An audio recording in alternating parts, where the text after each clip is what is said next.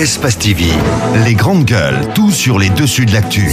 Ahmed Camara, Zachary Milimono, Roby, Mohamed Djibril Camara, Moussa Moïsila, Lamine Girassi forment les grandes gueules. Voilà, et c'est jusqu'à 10h30 sur cette antenne. On va s'intéresser à l'actualité. Voilà, on nous signale, dernière minute, là, Kouyaté ne va pas intervenir ce matin, voilà, avec cette histoire des Caleta. Je sais pas trop ce qui se passe de ce côté, Ahmed. On a appelé la dernière fois le ministre qui nous disait, il va venir, d'abord laisser la population juger, puis après, il va parler. C'est ce qu'il nous a dit, Talibé. Bien, on va essayer de partir dans un instant du côté de Kamsar, où ça va pas du tout de ce côté. On parle Ebola ce matin, mais d'abord, Caleta, Ahmed Camara. Pourquoi là, il ne veut pas parler? Il veut pas parler tout simplement, peut-être parce que le ministre ne veut pas. C'est comme ça que moi je résume. Quand il dit que il fait direction, je sais pas où ça là, dans un cabinet dentaire. C'est après qu'on ait annoncé qu'il a su qu'il devait aller dans un cabinet dentaire. Des grandes gueules, on a mal aux différentes dents. Calmez-vous. Quand on l'a appelé, il avait pas mal à la dent. Maintenant, il a écouté. Je pense que. Non mais il faut rappeler. Allez, Abaka, on va s'écouter s'il te plaît, mon grand. Allez-y. Il y a un problème aujourd'hui. Il y a un problème. Il faut communiquer. Tout de suite, on parlait de cela. Quand on lance un barrage hydroélectrique, je suis profane en la matière, mais de toutes les façons, je fais mes petites recherches. Je sais comment ça se passe. Il faut qu'est-ce qui s'est passé à Il faut un délai. Il faut un délai afin que tout soit réglé. Donc, c'est des périodes où on doit paramétrer un peu tous les équipements. Donc, en cette période, on peut faire des coupures volontaires, c'est-à-dire accepter de couper, ou on peut encore augmenter la tension, diminuer la tension. Donc, c'est des périodes vraiment d'essai qui peuvent s'étendre jusqu'à 3 mois. Vous pensez que c'est à moi d'expliquer tout cela au peuple de Guinée? J'ai dit qu'il y a une cellule de communication au niveau de EDG qui doit sortir pour expliquer cela. Je ne suis pas technicien en la matière. Je fais mes recherches. Quand ils sont là, je pose mes questions. Mais ce que je suis en train de dire, est-ce que je suis en train de convaincre aujourd'hui le peuple de Guinée qui pense que Caleta est aujourd'hui déjà entre guillemets un échec puisqu'ils n'ont pas d'électricité chez eux? J'ai dit non, je ne suis pas forcément en train de les convaincre. Donc, il faut que les responsables du ministère de l'énergie, il faut que les responsables de EDG viennent expliquer concrètement au peuple de Guinée qu'est-ce qui se passe. Parce qu'on a dit le 31, la population s'attendait à l'électricité. Aujourd'hui, ce n'est pas ce que nous avons à la maison. Les coupures intempestives, on enregistre. Donc je pense que EDG ou encore le ministère de l'énergie doit sortir pour expliquer qu'est-ce qui se passe réellement. Allez-y, Roby. Ils ont voulu tellement faire sensation avec cette histoire de Caleta qu'ils ont faussé complètement la communication. D'ailleurs, ils n'ont pas dit la réalité des choses dès le début. Ce que tu es en train de relever, Ahmed, ce sont des choses qui devraient être dites bien avant. C'est-à-dire faire comprendre à la population que Caleta, c'est un barrage qui existe, c'est vrai. Mais vous n'aurez pas le courant tout de suite à la proportion de votre attente. Parce que voilà, pour des besoins techniques, pour des besoins d'essai, progressivement, etc. C'est pas ce qu'ils ont fait. On a entendu, le PRAC, le MAC, etc. C'est bien. Il y a Caleta, vous aurez du courant 24 heures sur 24. Tout Conakry sera couvert. Koya, Kindia, Labé, Mahmoud, là-bas. Voilà ce qu'ils ont dit. Même les Live Junior Condé, allez-y sur sa page, il n'y a que ça finalement, il n'y a rien d'autre que Caleta sur sa page. Non mais ce que je veux dire, c'est dangereux, c'est mauvais. Parce qu'aujourd'hui, attendez que j'aille jusqu'au bout. Attendez. Allez, on va s'écouter, les auditeurs ne vont rien comprendre. Voilà, Moussa Moïse, allez-y. Alors, ce que j'aimerais dire, Roby, non mais Roby, ce que je souhaite, ne sois pas monophasé dans ce studio ce matin. Voilà. Ce que je souhaite, c'est bien d'être triphasé. Alors, la seule chose. S'il faut me donner la parole. Mais attendez, justement, il faut qu'on s'écoute. Mon point de vue, c'est que ça a été un véritable faux départ. Moi, j'aurais bien vu le chef de l'État. Moi, j'y crois quand même. Non, j'ai pas dit que c'était un échec déjà. Je ne dis pas que c'était un échec déjà, mais le lancement officiel est un échec. Le lancement officiel est un échec parce que ça n'a pas été préparé du tout. J'aurais bien vu. C'est un sabotage. J'aurais bien vu. Non, je ne crois pas. Ne donnez pas raison à ceux qui n'ont plus d'arguments. Parce que quand on ne veut pas communiquer, moi je vois pas derrière forcément quelqu'un qui tire les ficelles pour dire mais ne parle pas. Je vois plutôt un manque d'arguments, un manque de volonté peut-être parce qu'ils s'attendent certainement à des questions insidieuses. Ils se disent je risque d'être complètement pris au piège. Mais si c'était sérieux, si on avait tout préparé pour le lancement officiel de Caleta que tout le monde attendait, même si c'est pour la première turbine, j'aurais vu le chef de l'État être auprès des ingénieurs, des techniciens de Caleta, lui-même appuyer sur le bouton pour que on puisse entendre les vrombissements du moteur de la première turbine. Ça n'a pas été fait. Je pense que ça a été très mal préparé. Il ne faut pas donner de faux espoirs aux gens quand cela ne peut pas être respecté. Dans notre pays, je parle bien sûr du lancement, si vous m'écoutez bien. Le lancement officiel, ça s'est mal passé parce que ça n'a pas été préparé. On a joué à l'amateurisme. Moi, j'aimerais bien comprendre. qu'on nous explique aujourd'hui. Est-ce que Kaleta, en tout cas, puisqu'on nous parle de la mise en place de la marche de la première turbine, est-ce que cela va se faire tout le temps? Est-ce que le Conakry aura le courant avec cette première turbine pendant 24 heures sur 24? J'aimerais comprendre. Ou bien est-ce qu'on va continuer? Qu'on se souvienne. J'aimerais juste dire ça pour que Roby prenne la parole. On a reçu un technicien dans ce studio qui lui au moins était un peu logique dans ce qu'il disait. Il n'a pas donné tout de suite une garantie totale sur la desserte en électricité. Il a dit que cela allait se faire progressivement. Mais c'est pas le même discours qu'on attend ailleurs. Bien. Mais il y a une énorme contradiction et un énorme flou autour de ce projet. Le technicien dont vous parlez, quand il était en studio ici, qu'est-ce qu'il nous a dit? Il y a un trop plein d'eau en ce moment. Et alors, ce qui fait que nous, on sera à même de donner du courant parce que c'est la saison de pluie. Mais j'ai lu la déclaration d'un des responsables du projet Kaleta, je me souviendrai de son nom d'ici la fin de l'émission, qui lui parlait plutôt d'un véritable problème d'eau. Donc, qui dit vraiment la vérité autour de ce projet-là? C'est la grosse question. Encore une fois, c'est le lieu de rappeler les responsables de EDG et ceux qui sont à la tête de ce projet Kaleta de sortir dans les médias, de dire la vérité au peuple, parce que ce qui a été dit avant, c'est pas ce qui est constaté maintenant. Voilà, et ça va en défaveur du président, il faut le dire. Allez-y. Le problème, justement, du président, puisque vous me tendez la perche, c'est d'associer la politique à tout ce qu'il fait. Je pense que tout ce que fait le chef de l'État est inspiré par des arrière-pensées politiques et surtout électorales. Je me félicite de sa volonté de donner du courant aux populations. Mais en même temps, il faut que la stratégie soit mieux réfléchie. Aujourd'hui, force est de reconnaître que le lancement de Kaleta connaît ses premiers écueils.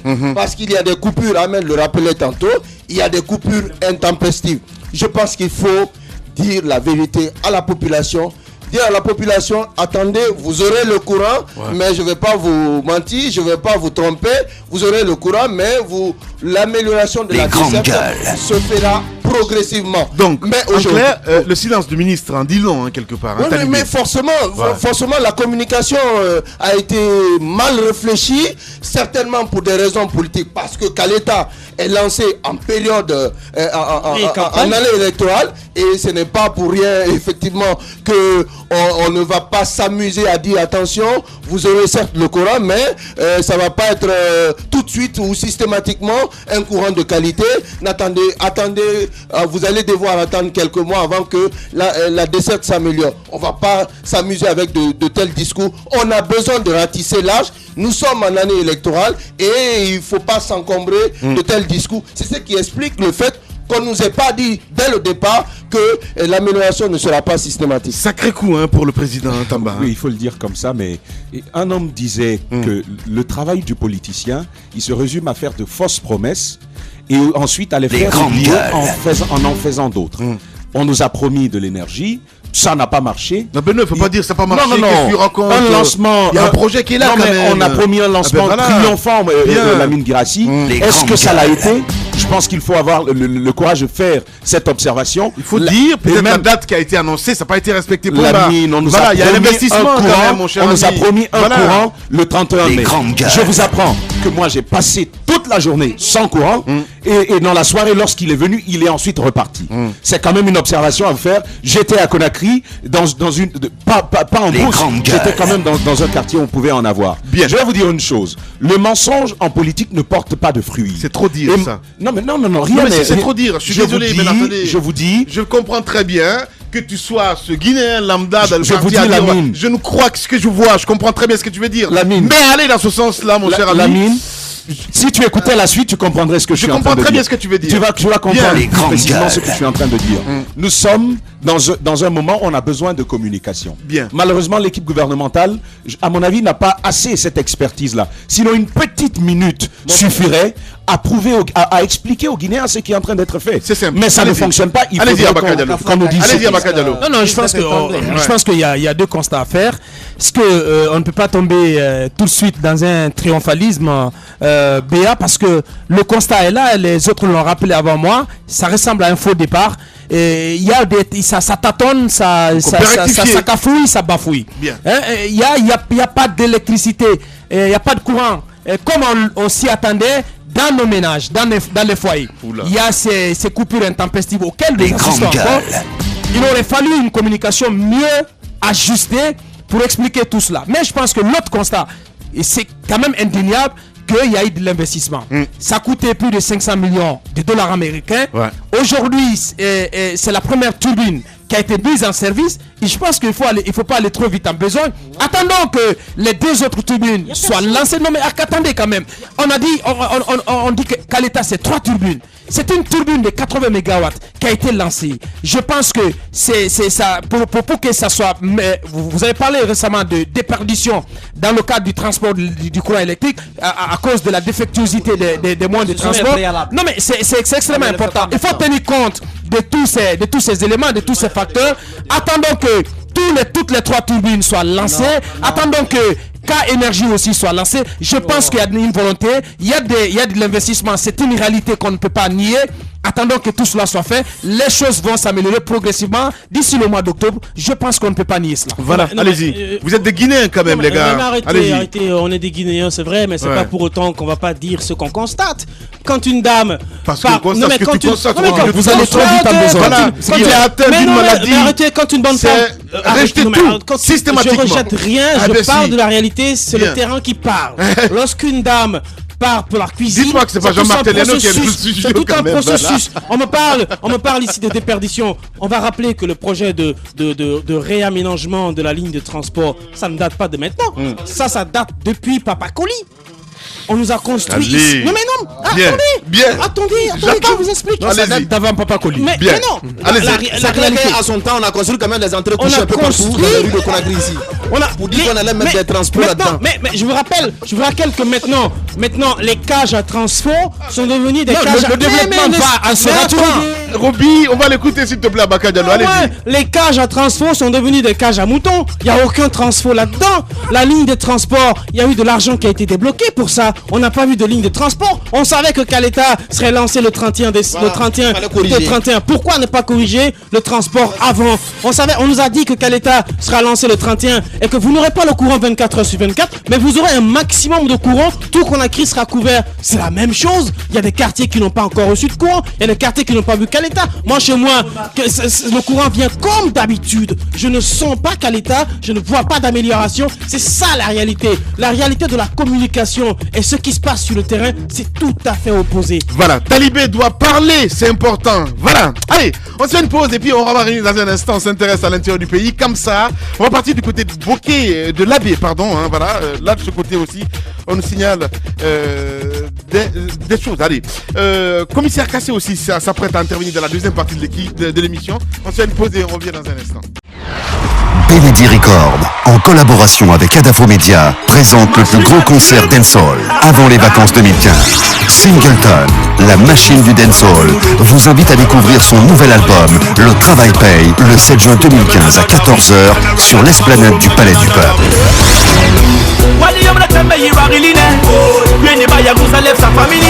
Singleton s'est imposé comme l'artiste urbain numéro 1 du dancehall dans la sous-région au fil du temps. L'immanquable avant les vacances 2015, c'est la sortie du deuxième album de la machine du dancehall, Singleton, le 7 juin à Conakry. Venez redécouvrir la machine du dancehall sur scène dans une prestation très énergique, le 7 juin 2015 à 14h au Palais du Peuple.